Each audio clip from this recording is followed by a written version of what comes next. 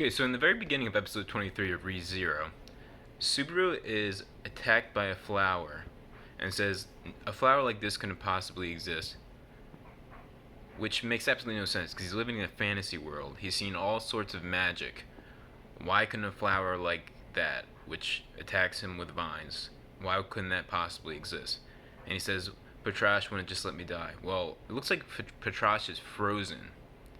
Like, you know, somehow. So how did Subaru figure out he was under an illusion? Because you, if realistically, there's no way Subaru could have been able to tell simply from the existence of a flower in a fantasy world doing fantasy world magical shit, and Patrash not doing anything when she clearly seemed to be in a frozen state could have been, under a spell as well.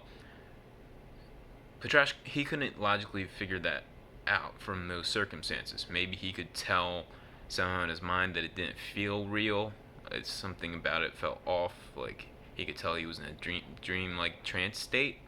But those aren't logically valid conclusions to draw from that scenario. So maybe this was a poor adaptation from a light novel, or was it just bad writing? What do you think?